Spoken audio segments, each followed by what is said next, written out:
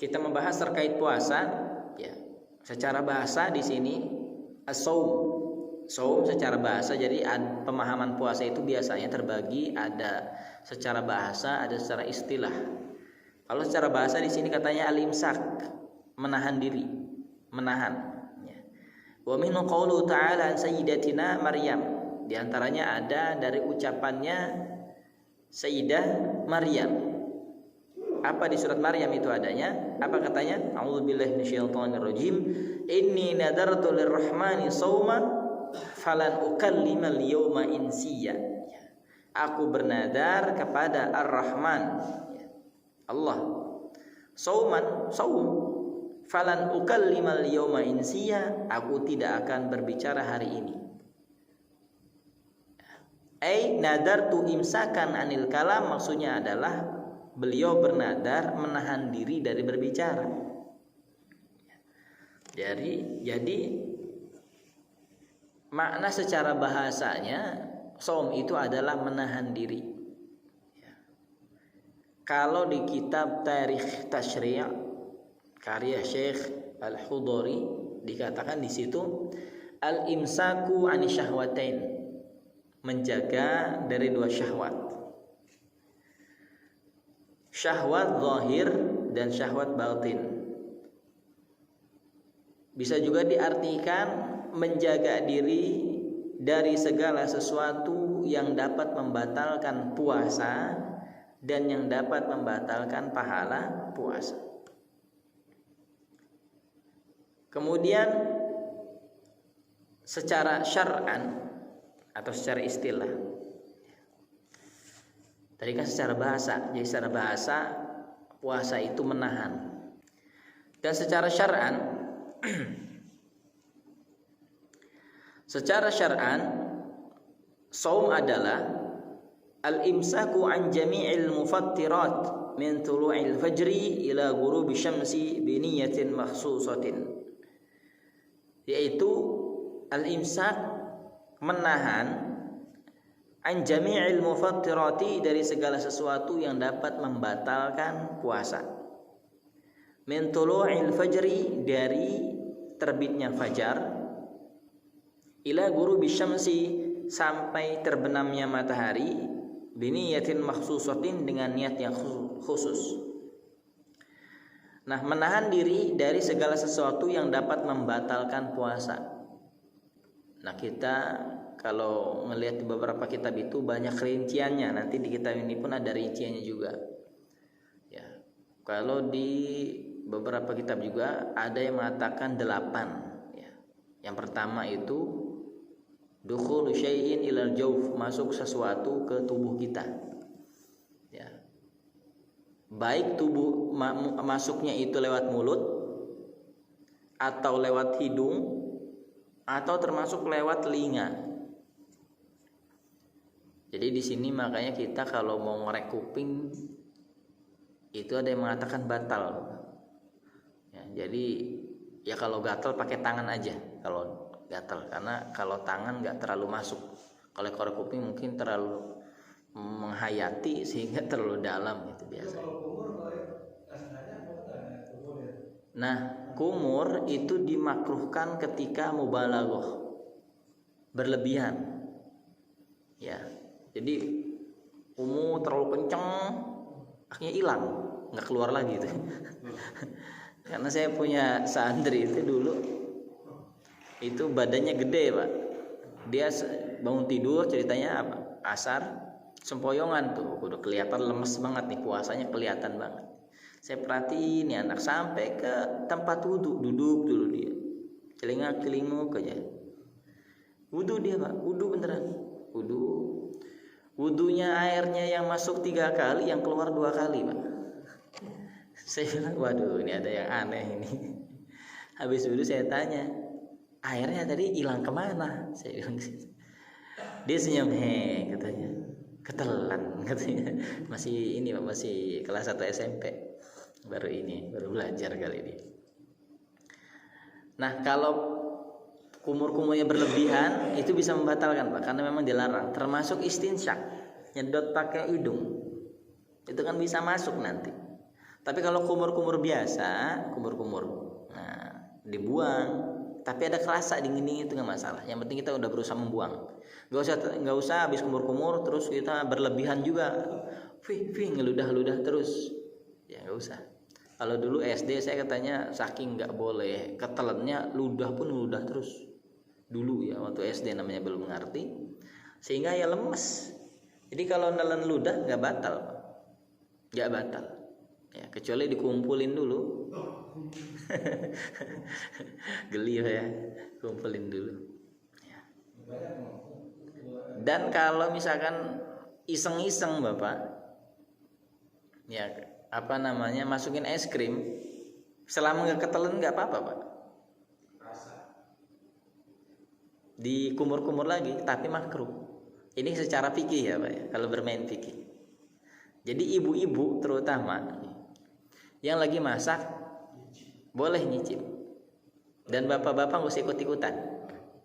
Nanti nyicipnya sepiring Pak.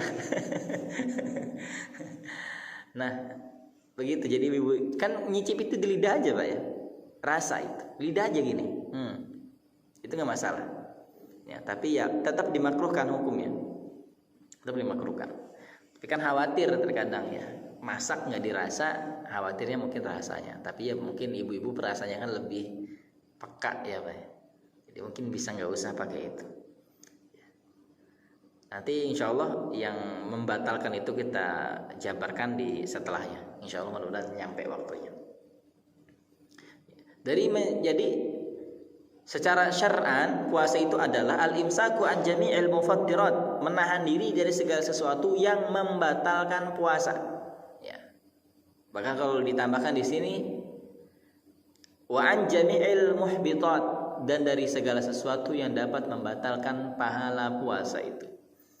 Ya, jadi hati-hati. Min tulu'il fajri, dari terbitnya fajar. Terbitnya fajar jangan berpatokan sama azan. Karena khawatir yang adanya ketiduran. Jadi lihat saja di langit kalau ada ya kelihatan fajar. Atau mungkin ada HP, boleh. Karena khawatir yang adanya ketiduran. Ternyata adanya sudah jam 5:30. Kitanya enak-enakan aja, enggak memperhatikan begitu. Dan juga ada hadis mengatakan kalau ada makanan masih di tanganmu katanya, maka jangan letakkan. Ya, itu ada hadis nanti itu kalau bulan puasa ramai lagi ini. Hadisnya itu kalau misalkan kita lagi makan kemudian terdengar adzan, maka jangan letakkan makanan itu, melainkan selesaikan. Nah hadis ini, nah makanya begini Pak, kita belajar hadis itu enggak langsung letterlek ke teks. Ya. Kalau dibahas panjang lagi beda-beda bab ini sebenarnya. Di antaranya mungkin saya kutip sedikit. Perkataan dari Imam Sufyan Ibnu Uyainah. Ini ulama salaf. Ulama salaf itu hidup di 300 kurun pertama Hijriah. 300 kurun pertama, abad pertama. Nah, itu orang-orang hebat. Kata beliau apa? Al-haditsu mudillatun illa lil fuqaha. Hadis itu menyesatkan kecuali bagi ahli fikih, para ulamanya. Kalau hadis saja disebut menyesatkan, apalagi Qur'annya. Karena hadis itu sebagai penjelas dari Al-Quran. Al-Quran itu bahasanya sangat global. Sangat global. Oleh karena itu dijelaskan oleh hadis Nabi SAW. Kemudian dijelaskan lagi oleh para ulama kita.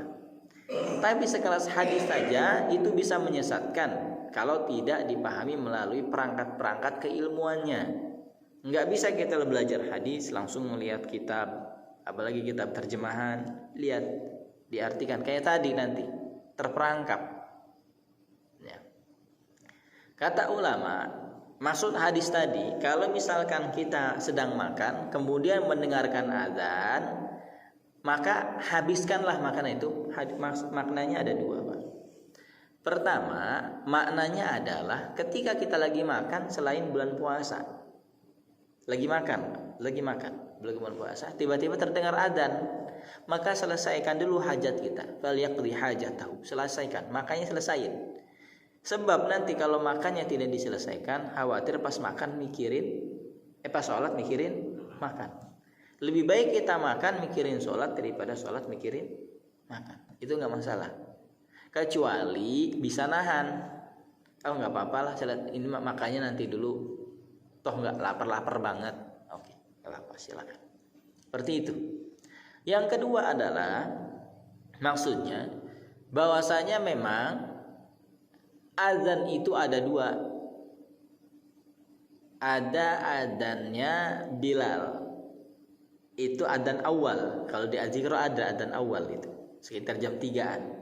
Di Makkah, Madinah ada adzan awal. Itu sekitar jam 3-an. Nanti adzan subuhnya sama Ummi Maktum. Abi Ummi Maktum. Nah, kalau maksudnya adzannya Bilal, yang adzan awal tadi, kita masih makan, habisin aja. Toh belum masuk waktu fajar. Belum, jadi nggak masalah. Tapi kalau sudah adzan Abi Ummi Maktum, nggak boleh makan. Bahkan kalau masih dikunyah, muntahkan. Karena ada definisinya ini. Al-imsaku an jami'il mufattirati, menahan diri dari segala sesuatu yang dapat membatalkan puasa. Di antara yang dapat membatalkan puasa, makan. Masuknya sesuatu ke lubang, baik lubang yang di atas atau yang di bawah. Min tulu'il fajri, dari tulu'il fajri, fajar, datangnya fajar. Sampai kapan? Ghurubi syamsi, sampai terbenam matahari. Ulama membuat definisi seperti ini bukan sembarangan, tapi ibaratnya kalau definisi itu adalah meramu dari semua dalil. Jadi Qur'annya dikumpulin, hadisnya yang berjumlah banyak itu diperes, jadilah definisinya begitu. Kalau orang yang nggak ngerti, baca satu hadis udah ngomong, baca 2 hadis 3 hadis udah ngomong, berantakan hukumnya, berantakan. Karena kadang ada hadis yang mengatakan ini iya, yang mengatakan ini tidak. Oh, kontradiktif dong kalau begitu. Makanya ada ilmunya untuk memahami itu semua. Nah begitu. Ya, makanya ada beberapa ungkapan begini, Pak. Siapa waman tarokas sholah faqad kafaro. Ini saya ulik sedikit. Waman tarokas sholah faqad kafaro. Siapa yang meninggalkan sholat, dia telah murtad, keluar dari agama Islam. Tuh hadisnya tuh. Hadisnya sahih, Pak. Terus ada hadis yang lain mengatakan, wa man baddala dinahu faqtuluhu. Dan siapa yang pindah dari agamanya, murtad, maka bunuhlah dia. Nah, gimana tuh? Berarti ada orang ke sholat, wah murtad kamu, wajib dibunuh. Wow, terorisme ini, Pak. Radikalisme. Karena memahami hadis secara tekstual saja. Tidak kontekstual dan tidak menggunakan perangkat-perangkat keilmuannya. Ini berbahaya. Makanya kita belajar pakai guru begitu. Barang siapa man la syaikha lahu, siapa yang tidak belajar ilmu agama kepada syekh, kepada guru, fa syaitanu syaikhun lahu, maka syaitan akan menjadi gurunya. Kalau ilmu lain mungkin bisa kita belajar itu secara otodidak, bisa. Tapi ilmu agama nggak bisa belajar secara otodidak, nggak bisa. Lalu bagaimana pemahamannya kayak tadi? Pemahamannya begini, wa man taraka shalah faqad kafara, siapa yang sungguh-sungguh meninggalkan salat telah kafir. Maksudnya apa? Dijelaskan oleh para ulama, ketika ada orang enggak salat, kita tanya, "Hei fulan, kenapa kamu enggak salat?" "Oh, saya malas." Misalkan dia mendapat dosa yang sangat besar karena tidak melakukan sholat. Karena meninggalkan sholat itu perkara besar. Ada di kitab Al-Kabair namanya, karya Imam Az-Zahabi. Dia telah melakukan dosa besar wajib bertobat dan wajib diqadha sholat yang ditinggalkannya.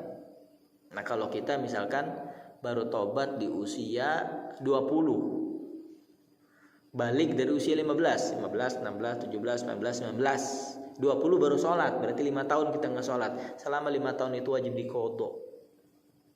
Gimana, kan terlalu banyak semampunya. Jadi kapan saja ada waktu, misalkan waktu duha, udah selesain aja sholat qadha-nya. Insya Allah dapat pahala duhanya juga. Sholat qobliyah jadikan qadha, ba'diyah jadikan qadha, semuanya jadikan qadha. Jadi habis sholat duhur lagi, niatnya qadha. Dan pakai catatan, jadi dicatat. Saya udah melakukan qadha berapa kali, kalau dikalkulasikan kira-kira sudah cukup nih sampai 5 tahun. Selama 5 tahun itu berapa kali sholat, enggak sholatnya. Kalau lupa jumlahnya berapa, dikira-kirakan. Kalau perkiraannya antara 300 dan 310, ambil yang 310, Pak. Begitu cara ngambilnya. Nah, kembali ke yang tadi. Kalau misalkan yang dimaksud adalah dia tidak sholat karena malas, dia termasuk melakukan perbuatan dosa besar, tapi tidak murtad. Tidak murtad. Nah, ketika misalkan ditanya kenapa fulan kamu nggak sholat duhur misalkan, sholat fardu nih yang diwajibkan, dia mengatakan, lah emang sholat fardu wajib ya? Kan nggak wajib. Nah, dia merubah yang wajib menjadi tidak wajib. Nah ini baru musyrik murtad. Sama kayak zakat. Kasusnya di masa kekhalifahan Sayyidina Abu Bakar As-Siddiq. Ada nabi baru namanya Musailamah Al-Kadzab. Pengikutnya nggak mau bayar zakat, nggak mau. Katanya zakat itu hanya wajib di masa nabi. Setelah nabi wafat tidak ada. Apalagi sekarang ada nabi baru namanya Musailamah Al-Kadzab. Al-Kadzab itu pendusta maksudnya. Karena kalau ada orang ngaku nabi pasti dusta, siapapun itu. Tiba-tiba masuk pulang ke rumah, bapaknya aku nabi, saya nabi terakhir. Kamu harus mengakui itu. Ditolak, mau bapaknya mau kakeknya, kalau aku nabi. Termasuk puasa Ramadan. Kenapa kamu nggak puasa Ramadan? Oh malas. Oh berarti dia kena dosa besar. Tapi kalau misalkan saya nggak puasa Ramadan karena memang hukumnya nggak wajib, maka hukumnya bisa dia itu murtad. Begitu. Jadi keyakinannya Pak ya. Hadis ini maksudnya itu. Wa man taraka shalah faqad kafara. Sungguh siapa yang meninggalkan salat dia telah kafir, telah murtad. Maksudnya adalah ketika dia meyakini hal yang difardukan itu tidak fardu. Tapi kalau karena malas, maka hukumnya dosa besar, tidak masuk murtad. Kemudian maksud hadisnya tadi, waman baddala dinahu faqtulu. Siapa yang merubah agamanya atau murtad, maka dibunuh. Yang membunuhnya bukan orang sembarangan. Tiba-tiba tetangganya ngelihat ada orang yang murtad asli misalkan, tetangganya lagi jalan ditikam. Kan kata hadisnya bunuh, saya bunuh aja deh. Tembak dia lewat pakai jendela misalnya. Lewat jendela pakai senapan saya tembak aja jantungnya misalkan. Nggak bisa. Yang menghukumnya itu adalah qadhi, hakim, yang dimana di situ negara Islam, hukum Islam ditegakkan. Kalau kita Indonesia tidak menggunakan itu, Pancasila. Kalau pemerintahnya tidak menghukum mati, nggak boleh kita, nggak boleh sembarangan. Jadi hadis itu berbeda tadi. Nah itu sekilas Pak ya terkait pemahaman hadis. Kalau bukan karena sanad, seseorang itu berbicara sesuai isi perutnya atau kepentingannya atau hawa nafsunya, karena nggak berguru. Jadi kalau pengen kita dapat sanad, dia berguru. Maksud sanad itu mata rantai. Jadi kita belajar sama guru kita belajar sama guru kita belajar sama guru kita, terus guru. Makanya di sini pun ketika kita mencari guru harus yang selektif. Jangan orang mentang-mentang viral kemudian dijadikan guru lahir dan batin kita. Karena lihat dulu dia kira-kira berguru enggak. Oh, Ustadz Fulan ya baru viral misalkan. Luar biasa. Saya senang mendengarkan kajiannya. Bagus. Tapi ketika dia itu tidak berguru pasti ada sesuatu yang melenceng di situ. Tapi kalau berguru, wah, misalkan yang masyhur, misalkan Ustadz Abdul Somad, beliau kan jelas ya ngajinya dulunya kuliah S1-nya itu di Mesir. Nah jelas tuh ada gurunya, jelas. Mesir itu ulamanya luar biasa. S2-nya juga Maroko. Jelas ulama-ulama Maroko Maghrib. S3-nya di Sudan, jelas. Jadi itu Pak, ada riwayatnya. Tapi kalau tiba-tiba jadi ustadz misalkan, ini orang tiba-tiba jadi ustadz gitu, ngaji enggak, jangan diikuti, jangan, karena berefek ke kitanya nanti. Yang seharusnya jangan, malah iya, begitu. Ya, kalau saya ada kisah kan itu dulu katanya ada seorang dokter yang luar biasa, kalau ngobatin itu ya atas izin Allah sembuh pasiennya itu, sembuh pokoknya. Dan dia itu menulis ramuannya itu di tulisannya, di kitabnya, dia ditulis sama si dokter ini, si tabib ini. Kemudian si anaknya ini disuruh belajar, nggak mau belajar. Ayo belajar nak, ngegantiin bapak nih. Kalau bapak udah nggak ada kan kamu yang nerusin, anak satu-satunya. Tapi ternyata si anak ini nggak mau belajar, main. Ya qadarullah bapaknya meninggal, tabib yang luar biasa ini. Sehingga namanya masyarakat, bapaknya luar biasa, anaknya dianggap. Jadi nggak semua bapaknya kiai, anaknya kiai. Kalau nggak belajar ya sama aja, manusia biasa. Ya. Yang bapaknya nabi aja belum tentu anaknya nabi ya Pak ya. Begitu. Nah kemudian si anak ini udah terlanjur diangkat sama masyarakat, suruh ngobatin. Ketika ngobatin, ada catatan bapak saya itu, dibaca. Pas dibaca, penyakit ini obatnya adalah katanya hayyatus sauda dawa likulid da. Hayyatus sauda. Hayyatus sauda, ular hitam. Obat segala penyakit. Iya, nanti dulu saya nyari obatnya dulu, ramuan di belakang. Nyari, Pak. Tangkap dia ular hitam, dimasak sama dia, Pak, dijadiin sup. Ketika dijadikan sup, dikasihkan ke pasien yang sakit keras. Baru satu suapan langsung inna lillahi wa inna ilaihi raji'un. Akhirnya masyarakat marah, dibawa ke pengadilan. Kenapa kamu benar membunuh si fulan? Saya enggak membunuh, saya mengobati sesuai anjuran dari kitab tulisan bapak saya. Gimana? Bapak kamu kitabnya coba diperhatikan. Ketika diperhatikan sama qadhi, hayyatus sauda, ya kan titiknya 2. Hayyatus sauda artinya ular hitam.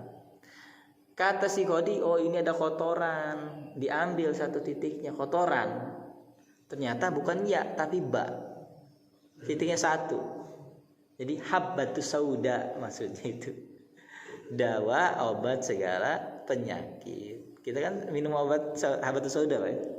Ya, tahu kan ya obat sauda, jintan hitam itu. Biasa yang dijual. Nah itu. Karena belajarnya otodidak.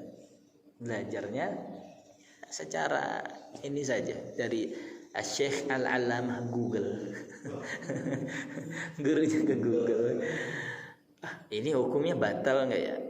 Ini hukumnya apa ya? Ini hukumnya apa ya? Lihat Google. Begitu.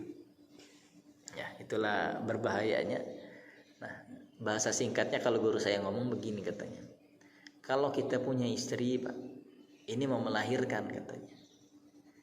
Nah, ketika mau melahirkan itu dibawalah ke seorang bidan. Ketika itu bidannya menjelaskan, saya alhamdulillah buka praktek itu tanpa belajar, tanpa kuliah di kebidanan, tapi baca saja ini otodidak. Tapi sudah baca semua bukunya katanya, semua buku kebidanan itu saya baca. Mau nggak Pak nyerahin istri kita yang mau ngelahirin ke orang itu, Pak?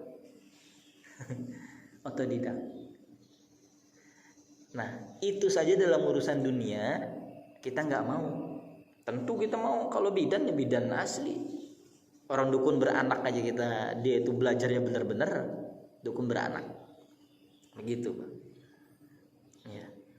Apalagi itu Sedangkan kalau misalkan wafat pun, kalau wafat terhitungnya syahid. Tapi kan nggak mau Pak kita, kan begitu. Pengen selamat dua-duanya. Nah, begitu. Baik, kembali lagi. Jadi puasa ini telah difardukan kepada umat sebelumnya. Cuma ada tahrif, dirubah. Ada perubahan ya, karena ya tadi setelah meninggal nabinya, dilanjutkan oleh orang-orang setelahnya, ada perubahan-perubahan. Nah, kalau kita alhamdulillah dari masa Nabi dipegang agama itu dilanjutkan oleh para sahabat radhiyallahu anhu mulia. Kemudian dilanjutkan oleh ulama-ulama setelahnya, tabi'in, tabi'ut tabi'in, apalagi di masa generasi salaf 300 pertama tahun Hijriyah, ulama di situ orang hebat semua. Nah, mazhab kita Imam Syafi'i betapa enggak jeniusnya beliau. Beliau itu sekali baca faham plus hafal. Sekali baca. Itu kan orang-orang anugerah. Begitu. Bahkan di hadis Nabi itu dikatakan setiap 100 tahun sekali, ya maksudnya Hijriyah Pak ya. Setiap 100 tahun sekali Allah akan munculkan mujaddid. Jadi orang-orang luar biasa yang memperbaharui, bukan memperbaharui, memperbaiki apa yang sebelumnya mungkin ada kesalahan. Maksudnya begini, dari masa sebelum 100 tahun itu mungkin ada sesuatu yang kurang, sehingga Allah lahirkan lagi 100 tahun selanjutnya itu orang yang memperbaiki kembali, sehingga murni kembali.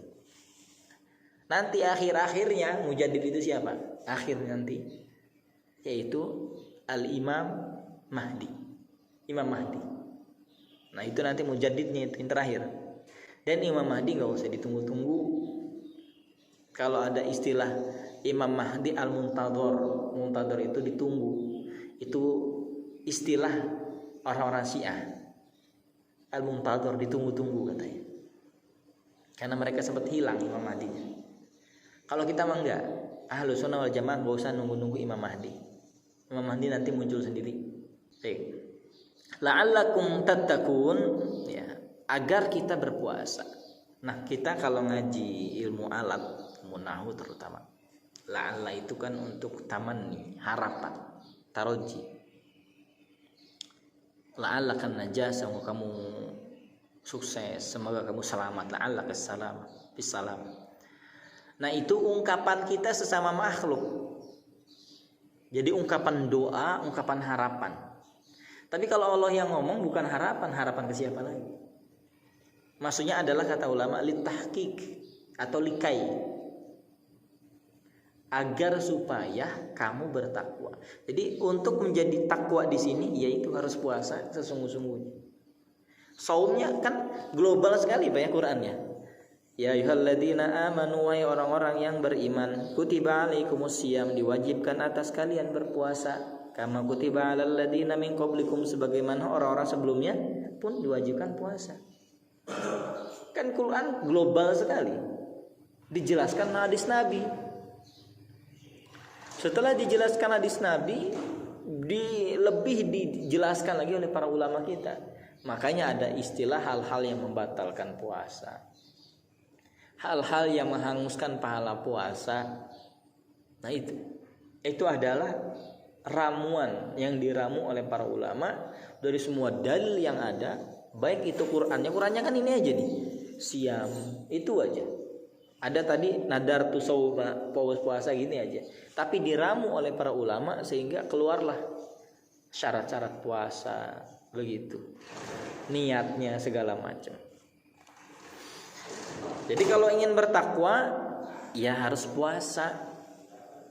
Di antaranya amalan takwa itu ya harus berpuasa. Kemudian dikatakan syahrul Ramadan wa syahrut at-tasi' min asy-syuhuril arabiyyah. Bulan Ramadan itu ya bulan ke-9 dari bulan Ramadan, dari bulan-bulan Arab, bulan yang ke-9. Wa huwa afdhalus syuhur, yaitu bulan yang paling afdal, paling utama. Kita panggil juga sebagai Sayyidus Syuhur rajanya bulan-bulan. Wa sumiya Ramadan, dan dinamakan Ramadan qila li'annahu, dikatakan karena indama wadu'al arabu asma asyhur, ketika bangsa Arab itu menamai bulan-bulan, wa faqa hadha syahr shiddatal har, bertepatan bulan Ramadan ini di bulan yang sangat panas. Fasammuhu Ramadana minar ramdha, maka dinamakan bulan Ramadan itu dari asal katanya ar-ramdha. Apa maksud ar-ramdha? Syiddatil hur, syiddatil hur, yaitu yang sangat panas. Waqila, dan dikatakan li'annahu yarmidud dunub, dan dikatakan juga sesungguhnya bulan Ramadan itu menghanguskan yuharriku ad-dunub, menghanguskan, membakar dosa-dosa kita. Jadi bulan Ramadan itu bukan hanya mendatangkan dahaga, haus panas, tapi juga menghancurkan dosa-dosa kita. Kemudian di sini dikatakan juga banyak riwayat-riwayat keutamaan Al-Quran, keutamaan terkait puasa Ramadan. Ya, di antaranya apa katanya? Kata Nabi Shallallahu Alaihi Wasallam, ya, ini hadis qudsi. Kullu hasanatin bi asyri amthaliha ila 700 dhi'fin. Setiap kebaikan itu dilipat gandakan sampai 10 kali lipat, sampai 700 kali lipat. Illa siyam, kecuali puasa, fahuwa li wa ana ajzi bihi, karena sesungguhnya puasa itu bagiku dan akulah yang akan membalasnya. Jadi maksudnya di sini puasa ini bisa melebihi pahalanya 700 kali lipat. Masya Allah. Jadi kalau di bulan Ramadan pahala itu dilipat gandakan bisa sampai 700 kali lipat. Masya Allah, kalau satu huruf kita baca Quran Bismillahirrahmanirrahim, itu jumlahnya ada 19 huruf. Ada 19 huruf dikali 700. Masya Allah, banyak. Kemudian hadis lain dikatakan, man shoma yauman fi sabilillah ba'adallahu minhu jahannama masirata mi'ata am. Barang siapa yang berpuasa sehari saja di jalan Allah, maka Allah akan jauhkan dirinya dari neraka sejauh 100 tahun perjalanan. Masya Allah. Jadi aroma surga itu, Pak, aroma surga itu dapat tercium 500 tahun perjalanan. Itu kalau keliling bumi ini kayaknya udah keliling semua. Itu baru aromanya. Ini di kitab Al-Kabair karya Imam Ad-Dhahabi itu dijelaskan itu. Masya Allah. Ini kalau puasa sehari saja, sehari Pak, itu dijauhkan 100 tahun perjalanan. Ya anggaplah misalkan bau busuknya neraka itu tercium sebagaimana surga tadi 500 tahun. Berarti 5 hari puasa itu kita sudah sangat jauh sekali jaraknya Pak, dengan neraka itu. Sangat jauh sekali.